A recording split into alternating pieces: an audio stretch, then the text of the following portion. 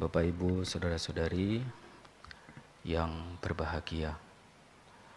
Selamat malam, terpujilah Sang Buddha, Namo Buddhaya.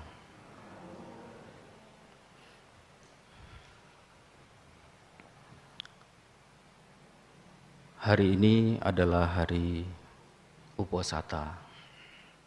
Betul ya? Nah, kalau Bapak Ibu membuka kalender Uposatha, hari ini adalah hari Uposatha bulan gelap. Sering hari Uposatha ini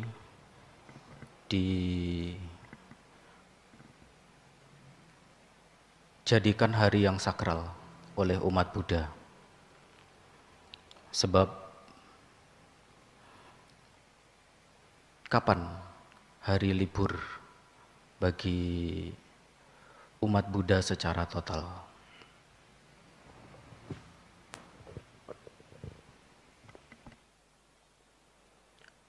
Libur secara total yang dimaksud di sini adalah libur dari melakukan perbuatan-perbuatan yang tercela, perbuatan-perbuatan yang merugikan untuk diri sendiri. Sehingga terkadang ada umat Buddha yang iseng mengatakan bahwa hari Uposatha adalah hari pertobatan Bante.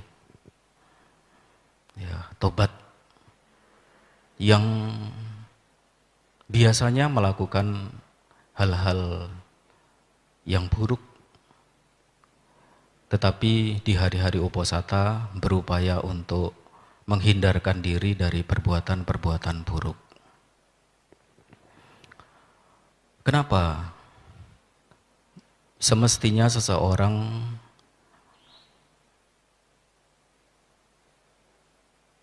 mengambil satu hari atau 2 hari dalam 1 bulan untuk libur.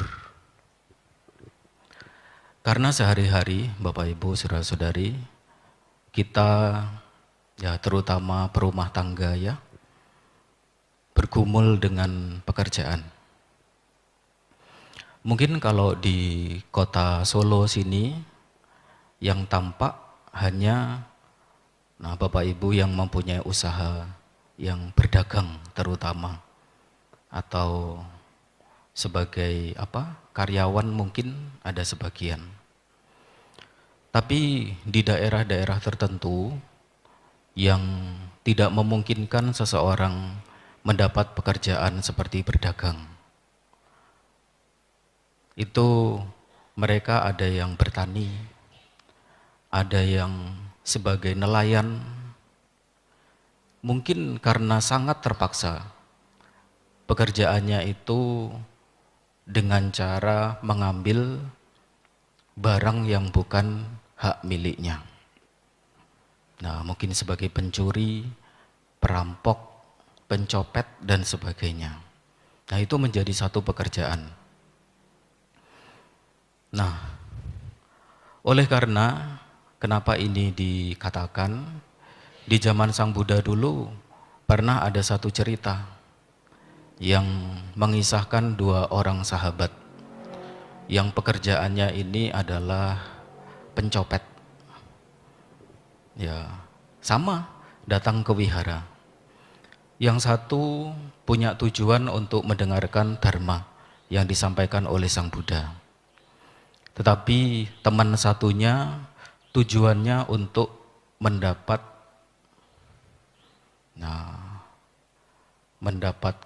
kekayaan dengan cara ya mencopet itu. Sehingga diceritakan, singkat cerita, yang punya tujuan baik datang ke wihara mendengarkan dharma karena bersungguh-sungguh, karena perhatian penuh, ia diceritakan memperoleh kebijaksanaan setelah mendengar khotbah dari Sang Buddha.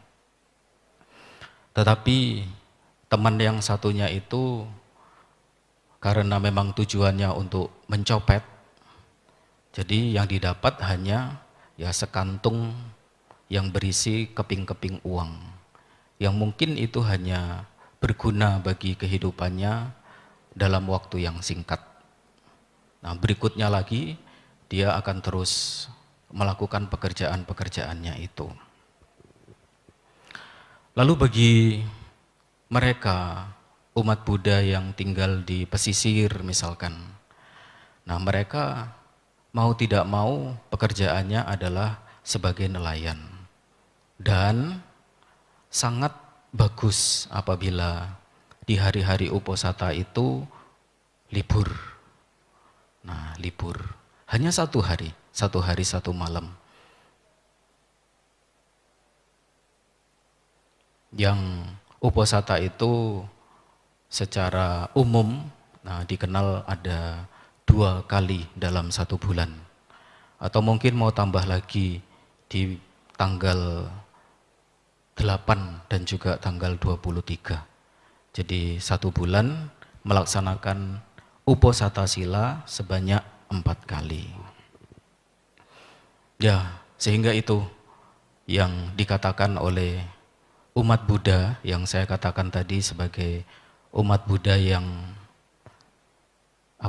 iseng berkata bahwa hari Uposatha Bante adalah hari libur, yaitu libur dalam hal melakukan perbuatan-perbuatan atau pekerjaan-pekerjaan yang mungkin merugikan pihak yang lain, yang bisa menghambat kemajuan bagi praktik dharmanya.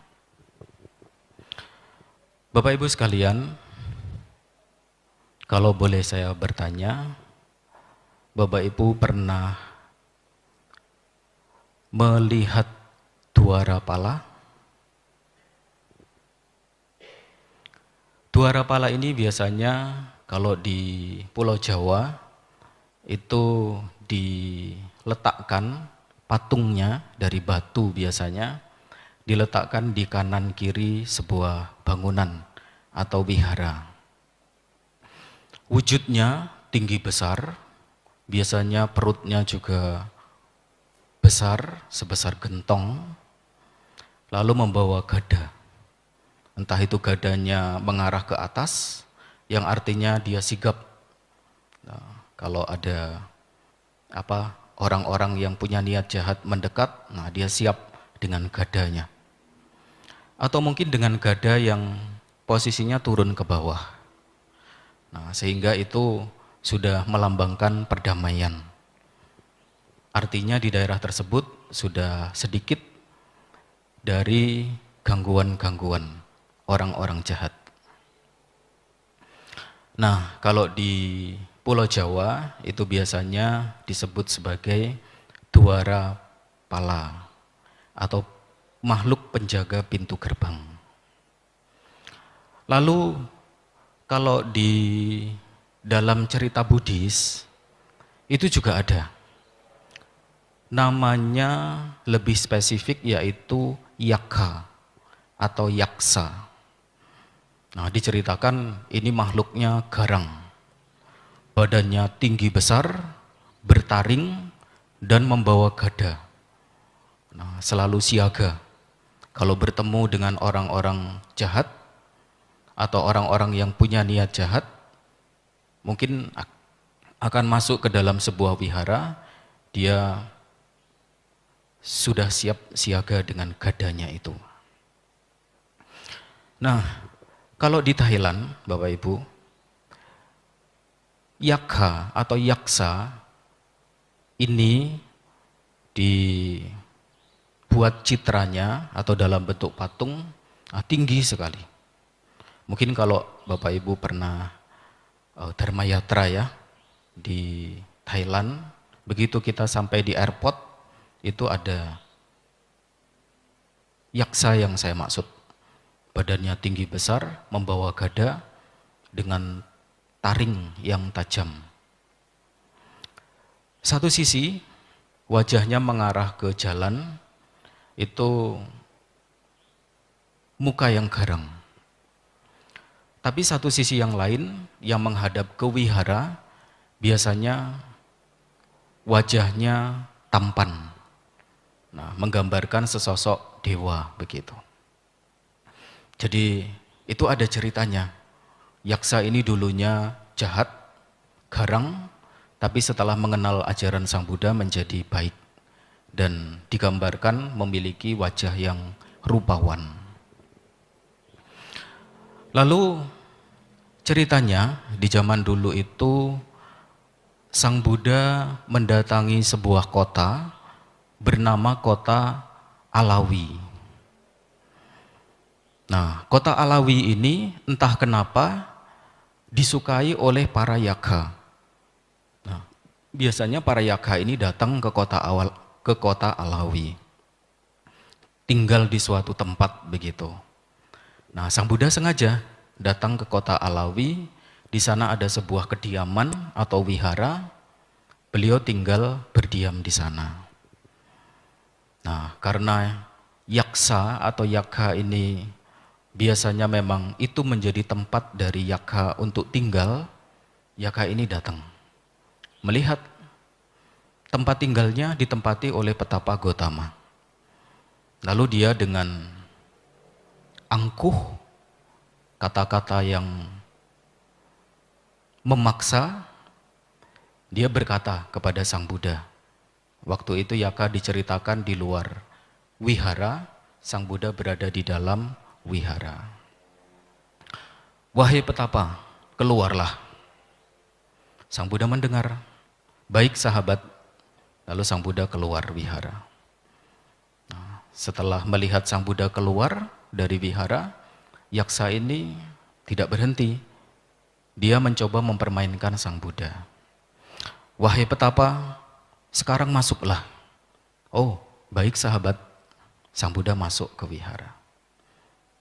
Setelah itu, yaksa kembali memerintah Sang Buddha. Wahai petapa, sekarang keluarlah. Baik sahabat, Sang Buddha keluar wihara. Wahai petapa, sekarang masuklah. Baik sahabat, Sang Buddha masuk. Nah, ini terjadi sampai 3 kali. Sang Buddha dipermainkan, masuk keluar, masuk keluar. Sampai pada akhirnya ini perintah yaga yang keempat. Wahai petapa, keluarlah. Lalu Sang Buddha menjawab, tidak, wahai yaksa, saya tidak akan keluar. Keluarlah, kalau tidak keluar, nanti saya akan memaksa. Sang Buddha tidak keluar. Lakukan saja apa yang ingin kau lakukan terhadapku. Aku mempunyai pertanyaan. Nah, yaga ini sebenarnya ingin mengalahkan Sang Buddha. Tetapi yaga ini dikenal sebagai yaga yang cerdik, cerdas, dan berpendidikan. Artinya dia harus mengalahkan Sang Buddha dengan cara terhormat. Tidak mau dia dikatakan sebagai yang bisa mengalahkan Sang Buddha dengan cara tidak terhormat. Apa yang yaga ini lakukan? Saya mempunyai beberapa pertanyaan. Pertanyaan ini sudah saya simpan dan hingga sekarang ini tidak ada seorang pun petapa atau brahmana yang bisa memuaskan memberi jawaban sebagaimana yang saya tanyakan. Jawablah dengan benar, karena kalau tidak dijawab dengan benar, saya bisa saja membuatmu gila. Saya bisa saja memecahkan jantungmu dengan cara mencengkeram. Atau bisa saja nanti saya mencengkeram kakimu, lalu saya lemparkan ke seberang Sungai Gangga. Galak sekali yaga ini. Lalu Sang Buddha menanggapi dengan cara demikian itu, dengan cara yang sabar. Lakukan saja apa yang ingin engkau lakukan. Tetapi sesungguhnya seorang sama Sambuddha atau Tathagata itu tidak mungkin bisa dibuat gila oleh siapapun. Tidak bisa dibuat jantungnya pecah. Atau siapapun tidak mungkin untuk membuat Sama Sambuddha itu dicengkeram kakinya lalu dilemparkan ke seberang sungai Gangga. Tapi ya sudah, silahkan. Anda bertanya, saya akan menjawab. Lalu Yaka tersebut mengutarakan pertanyaannya yang berjumlah 4. Apakah harta terbaik bagi seseorang? Apakah yang jika dilatih dengan baik membawa pada kebahagiaan?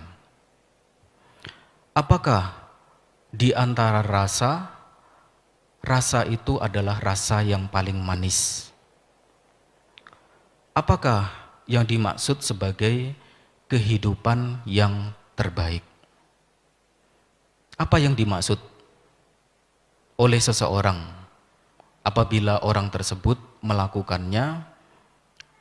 Setelah melakukannya itu, dia disebut sebagai telah melakukan sesuatu yang terbaik.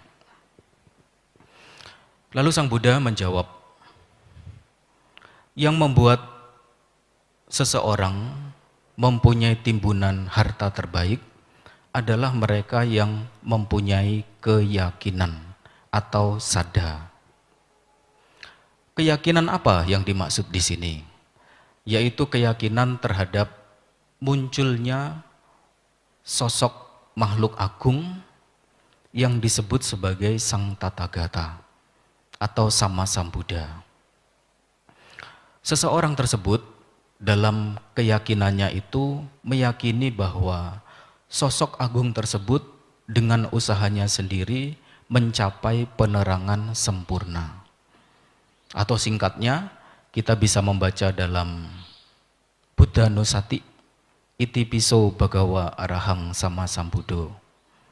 Oleh karena itulah Sang Bhagawa, beliau adalah yang maha suci, yang telah mencapai penerangan sempurna. Sempurna pengetahuan serta tindak tanduknya. Sempurna menempuh jalan kenibbana. Pengetahu segenap alam. Pembimbing manusia yang tiada taranya. Guru para dewa dan manusia yang sadar, yang berberkah. Nah, ini adalah 9 kualitas dari Sama Sambuddha yang merupakan ringkasan dari banyak sekali kualitas-kualitas luhur, kualitas-kualitas agung dari Sama Sambuddha. Nah, kalau disingkat lagi, itu biasanya kita membaca dalam puja bakti sebagai awalan, yaitu Namo Tassa Bhagavato Arahato Sama Sambuddhassa. Persujudan kepada beliau, kualitas yang pertama. Yang berberkah, yang kedua. Yang maha suci, yang ketiga. Yang telah mencapai penerangan sempurna oleh diri sendiri. Atau beliau yang telah mencapai kebijaksanaan sempurna. Nah, mungkin kita akan sulit mengingat kualitas-kualitas luhur Sang Buddha yang sekian banyak itu. Tetapi saya akan membuatnya lebih mudah, Bapak Ibu. Jadi, apa keyakinan itu? Keyakinan terhadap Sang Buddha, yaitu kita tidak menolak pencapaian penerangan sempurna Sang Buddha. Artinya kita percaya, artinya kita yakin. Nah, dengan memiliki keyakinan terhadap pencapaian penerangan sempurna Sang Bhagawa, kita akan melewati jalan yang lurus. Selama ini mungkin ibaratnya kita berjalan di jalan yang gelap, tidak tahu arahnya kemana. Keyakinan terhadap apa kita masih bingung. Nah, keyakinan yang dimaksud di sini adalah keyakinan terhadap pencapaian penerangan sempurna Sang Buddha. Atau lebih gampangnya lagi, kita tidak menolak bahwa ada Sang Buddha telah mencapai penerangan sempurna. Dengan memiliki keyakinan ini, kita akan terjaga hidupnya. kita akan mengarah pada jalan yang benar. Karena kalau ditanya tujuan hidup kita apa? Tujuan hidup kita apa ya? Kita akan bingung sendiri. Kemana arah tujuannya?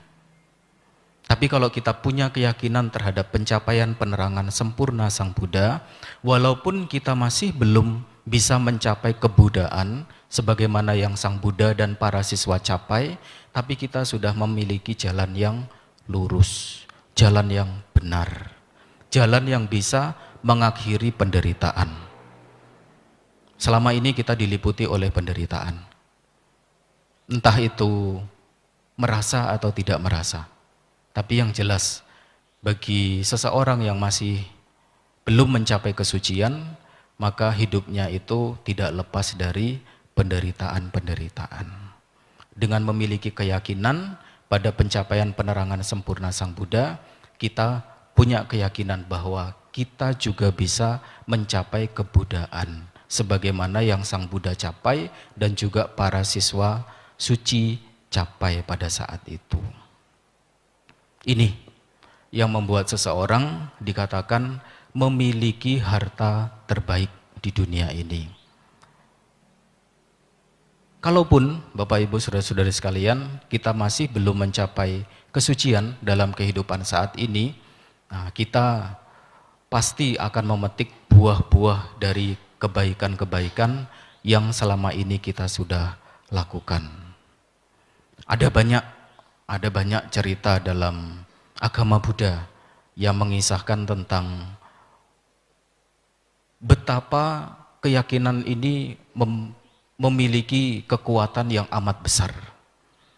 Seperti ceritanya Mata Kundalin yang semasa hidupnya enggak pernah diajari untuk berbuat baik.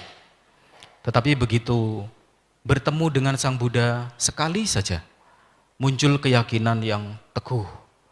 Hatinya pada saat itu berbunga-bunga. Karena belum pernah dia selama ini oleh orang tuanya diajak atau diajarkan untuk berbuat baik. Bahkan berdana saja dia tidak pernah diajari. Tetapi begitu melihat Sang Buddha, muncul keyakinan, ia menyatakan diri bahwa ia berlindung kepada Sang Buddha. Membuat hatinya tenang, tentram, sehingga ia dalam suasana hati yang benar-benar megah karena punya keyakinan terhadap Sang Buddha itu, ia terlahir di alam surga menjadi sosok dewa yang akhirnya dewa muda tersebut turun kembali ke bumi, menemui ayahnya, mengajak ayahnya untuk berbuat baik sehingga ayahnya juga bisa mengenyam kebahagiaan sebagaimana yang putranya sudah terima sebagai buah dari karma baik. Ini sebagai jawaban Sang Buddha yang pertama. Seseorang dikatakan mempunyai harta terbaik ketika seseorang itu mempunyai keyakinan terhadap pencapaian penerangan sempurna Sang Tathagata. Lalu sebagai jawaban yang kedua atas pertanyaan apa yang dilatih dengan baik akan membawa pada kebahagiaan.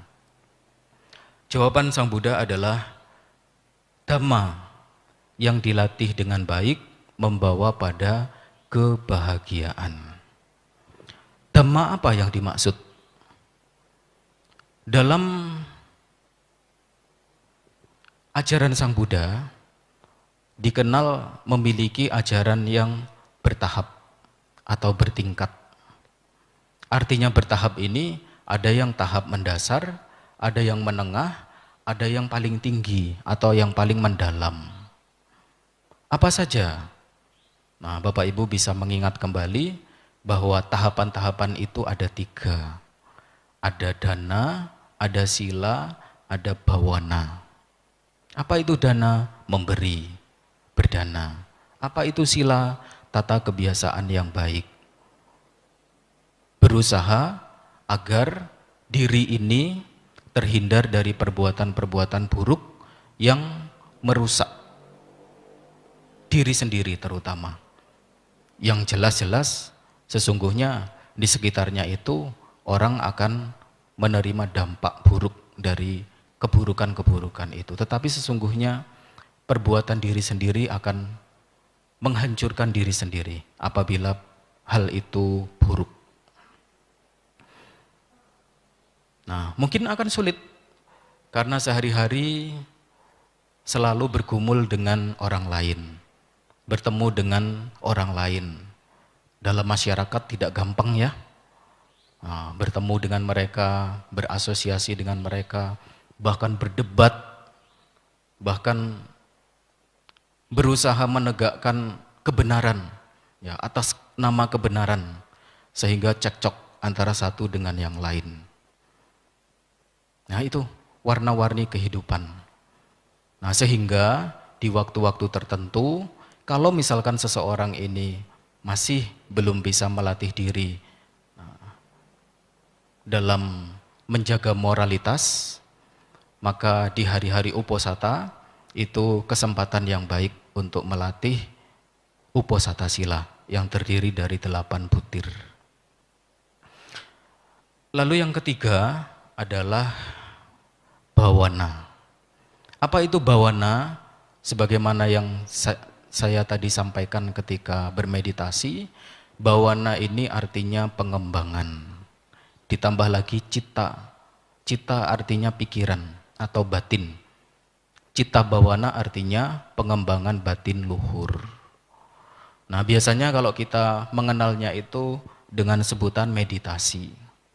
Dan kata meditasi ini artinya sangat luas Bapak Ibu. Dan itu bukan dari bahasa Dharma. Ya. Tapi kalau citta bawana, nah ini adalah bahasa Dharma yang artinya sangat jelas. Kalau meditasi mungkin tujuannya macam-macam. Nah, di barat mungkin kata meditasi ini dipakai. Tujuannya apa? Tujuannya untuk memperoleh ketenangan, untuk memperoleh banyak relasi, untuk memperoleh kekayaan, untuk memperoleh kesehatan jasmani dan sebagainya. Macam-macam. Ya, tergantung tujuannya apa. Sehingga kita perlu untuk kembali pada bahasa awal yang disampaikan oleh Guru Agung yang artinya sangat-sangat spesifik, yaitu pengembangan batin luhur. Nah, biasanya kalau kita mendengar kata meditasi, kita mengingatnya sebagai duduk, diem, pejam mata.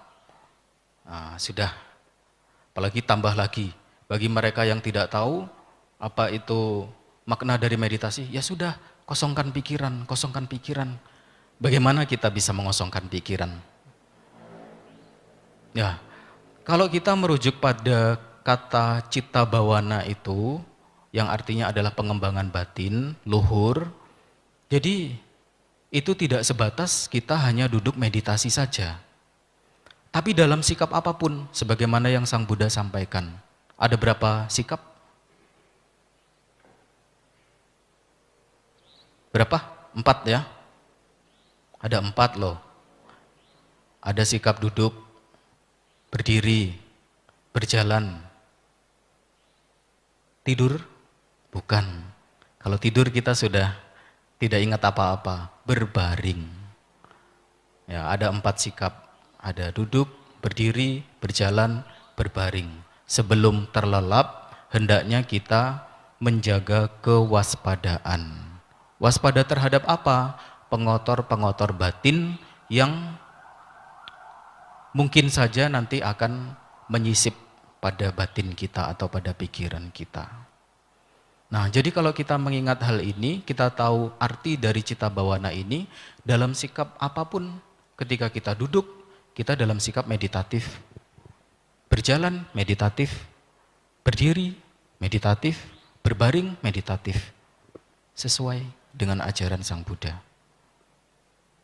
Tapi kalau meditasi, hanya meditasi, kita tiba-tiba dalam sesi meditasi duduk bersama-sama, berdiri. Wah, dicurigai, ini enggak meditasi ini. Meditasi kok berdiri? Ini meditasi kok mondar-mandir. Ini meditasi malah berbaring, nanti tidur. Ya, kalau kita mempunyai anggapan bahwa meditasi itu hanya duduk saja, nah itu adalah anggapan yang tidak tepat. Karena sesungguhnya kita bisa dalam sikap meditatif, dalam sikap apapun, ketika berdiri, berjalan, duduk, ataupun berbaring. Sehingga kata citta bawana ini jauh lebih tepat dan mudah dimengerti. Ada 3 tahapan sebagai perumah tangga dharma yang perlu atau hendaknya untuk dijalankan, dipraktikan. Apa saja tadi? Yaitu dana, sila, dan bawana. Lalu pertanyaan ketiga, apakah rasa yang paling manis? Sang Buddha menjawab, kebenaran adalah rasa yang paling manis. Kebenaran apa yang dimaksud? Nah, umat Buddha mempunyai tujuan. Dalam mencapai tujuannya itu ada praktik atau pati-pati dhamma. Apa buah dari praktik dharma yang dijalankan oleh umat Buddha? Yaitu penembusan terhadap 4 kebenaran mulia. Kebenaran akan adanya duka, kebenaran akan kemunculan duka, kebenaran akan kepadaman duka, kebenaran akan jalan menuju ke kepadaman duka. Apa jalannya? Jalannya 1, ruasnya 8. Jalan mulia berfaktor 8. Pandangan benar, pikiran benar, ucapan benar, perbuatan benar, mata pencaharian benar, daya upaya benar, perhatian benar, dan samadhi benar. Semuanya sudah jelas dibabarkan oleh Sang Buddha. Tergantung pada kita semua, mau melakukan atau tidak. Kalau mau melakukan, buahnya pasti, yaitu manis. Kita bisa merasakan rasa yang paling manis di dunia ini, sebagaimana yang disebut oleh Sang Buddha. Atas pertanyaan dari yaksa, rasa apa yang paling manis? Sang Buddha menjawab, rasa yang paling manis adalah rasa kebenaran dharma. Lalu sebagai jawaban yang keempat atas pertanyaan, apa yang dimaksud sebagai kehidupan yang terbaik? Kehidupan terbaik itu yang bagaimana sih yang bisa dijalankan oleh umat manusia? Nah, Sang Buddha menjawab, ketika umat manusia, seseorang bisa hidup sesuai dengan kebijaksanaan atau panya, maka orang tersebut dikatakan telah menjalankan kehidupannya secara baik. Apa ciri dari orang bijaksana? Tahu, mempunyai pengetahuan, mempunyai pengertian, mempunyai ilmu. Ilmu itu tentu sudah kita pelajari sejak mulai dari kita kecil. Ilmu yang paling mendasar. Tahu mana ibu, tahu mana ayah. Bisa membedakan, oh ini ibu, oh ini ayah. Lalu diajari lagi ilmu yang baru. Ini adalah gelas, ini adalah meja, ini adalah kursi. Kursi dipakai untuk duduk, meja dipakai untuk meletakkan makanan atau barang-barang tertentu. Nah, jangan sampai tertukar. Kalau duduk, jangan di meja. Kalau menaruh makanan, jangan di kursi. Anak tersebut bisa membedakan, oh ini kursi gunanya untuk duduk. Oh ini meja gunanya untuk menaruh makanan, untuk makan. Dan seterusnya, sampai nanti anak tersebut diajarkan, oh ini buruk, oh ini baik. Yang buruk jangan dilakukan. Yang baik, oh ini dilakukan karena membawa pada kebaikan-kebaikan. Lalu bisa memilah-milah, oh ini buruk, ini baik. Lalu memilih yang buruk-buruk ditinggalkan, yang baik-baik dijalankan di dalam hidup. Nah, sehingga anak tersebut lama-kelamaan seiring bertumbuhnya, ia menjadi anak yang dewasa, tahu mana baik, mana buruk. Hingga nanti ketika dia terjun di masyarakat, dia harus bisa mengolah batinnya sebagai orang yang bijaksana. Ya, bisa menempatkan, dia tahu, dia berkata-kata, walaupun kata-katanya itu kata-kata kebenaran, tapi kalau tidak tepat waktu menyampaikannya, itu bisa menjadi